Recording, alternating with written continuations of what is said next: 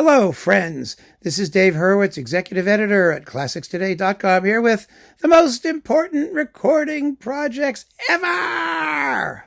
Yeah, ever. I mean it, ever. And we're talking about the complete Hindemith orchestral music, Box 3 on CPO. This is the final box.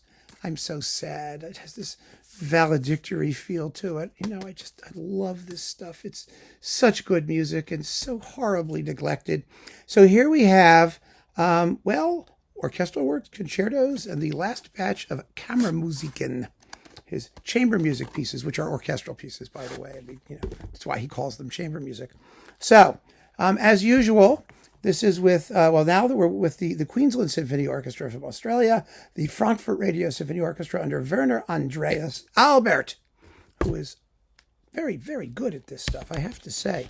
There are no poor performances in here, really none. They're all really, really solid and well recorded and all of that stuff. So, for the Complete Wind Concerti, just here, we have his Clarinet Concerto.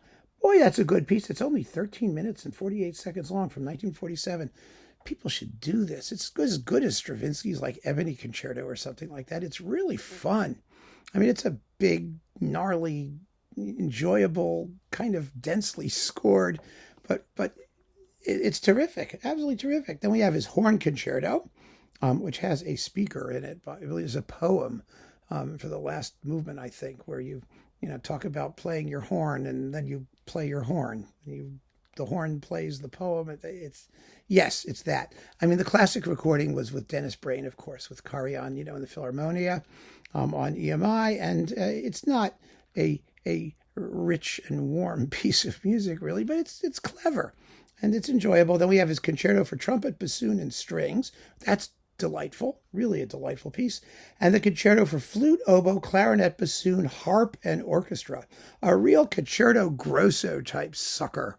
And again, when was the last time you heard any of this stuff? It's almost like late Richard Strauss, his concertino for harp and clarinet. These interesting little bassoon, little concerto-like things. Charming and delightful music. Quite a bit of it is. And then we've got, Kammermusik number 4. Oh, yes, the Violin Concerto from 1939. One of the great 20th century violin concerti. And nobody plays it. It was a big, big, big deal when it was written. David Oistrakh championed it and recorded it for Decca. Isaac Stern did it with Bernstein. It's really, really a fine piece. And this is a very good performance with Dean Olding, who's a wonderful violinist.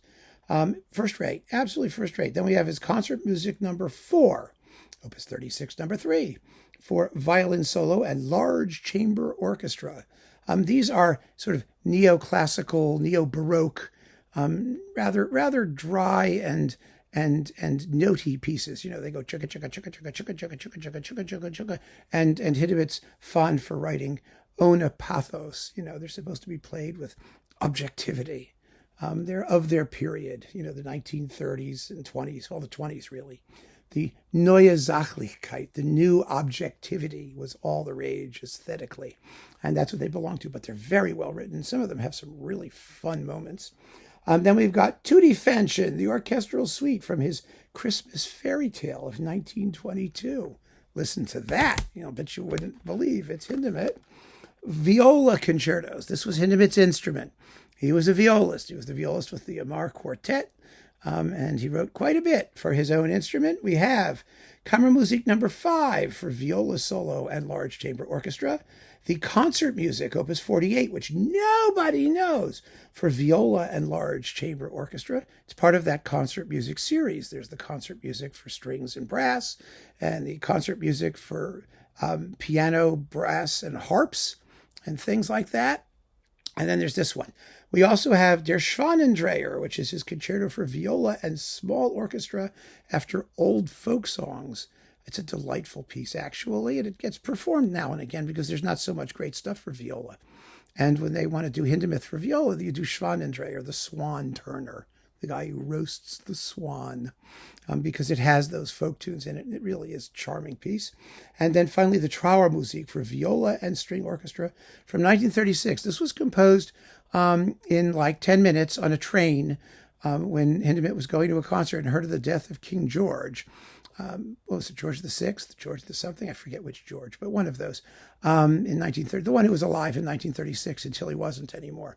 And he wrote it in like 30 seconds. It's 8 minutes long, and it's amazing. It's a beautiful, moving piece that actually received quite a few performances.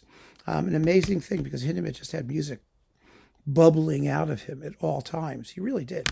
And then last but not least, we have Kammermusik number 6. This is for viola d'amore. You know what viola d'amore is? It's like a viola, except it has sympathetic strings underneath it.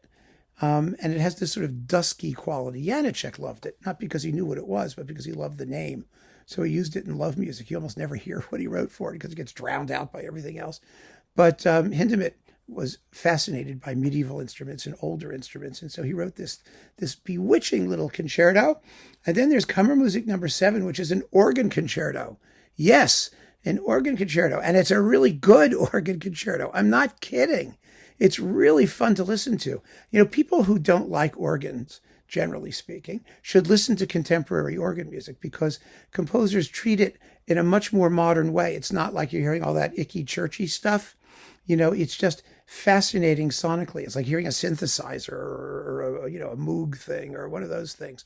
It's very, very interesting. So the Kammermusik number 7 is on here, and it's wonderful. Let's see, Brett Dean is the viola d'amorist. He's a wonderful, wonderful player. Rosalind Haas plays the organ. And finally, there's his organ concerto of 1962. Yes, there's a whole other organ concerto that he wrote. Believe it or not. And it's very late. 1962 is like the last thing he ever wrote. He died in 1963. So, you know, this is all waiting to be discovered. Think about it, folks. I mean, you've got this major, major composer, one of the great 20th century composers. For years, he was considered the great German composer, you know, post like, you know, Brahms and those people. He was, because who else was there? There were a lot of second-rate German composers writing bad Bruckner and lousy Brahms, or they were part of the second Viennese thing, which everyone hated, or part of that decadent, you know, the decadent Weimar style, which Hindemith was part of, actually. He grew out of it in the World War II period after he got in trouble with the Nazis, and left Germany. But you know, there weren't that many people who everyone was talking about. And Hindemith was the great light of German music. And then after the Darmstadt atonal, you know, nauseating interregnum, they trashed him. And his reputation really hasn't recovered since then. He was promoted by the conductors and artists who played, you know, the tonal modern composers, the people who like Shostakovich and Bartók and Prokofiev and Copland and Stravinsky and, you know, all those people. They also, generally speaking, latched on to Hindemith. And so there was a lot of Hindemith activity in the 1950s and 60s. You know, but it was a rearguard action, and ultimately Hindemith seems to be on the outs these days, and he does not deserve to be, because any composer with his gift for composition, with his technique, with his knowledge, with his integrity, with his belief in the necessity to write music that communicates to reasonably intelligent music lovers, he doesn't deserve to be ignored, because he was very, very good at what he did. And these 3 box sets actually show it. This is 4 discs. The previous box was 5. The first box was 6. 15 discs of orchestral music in all. And although this is, you know, the complete orchestral works, there's actually some more stuff out there. From, you know, you can argue it one way or another, but yeah, it's great stuff, and it deserves to be in your collection, where you can sample it at your leisure. Take your time and get to know it. Give it the attention that it deserves. So keep on listening, friends. Thanks so much for joining me. Take care.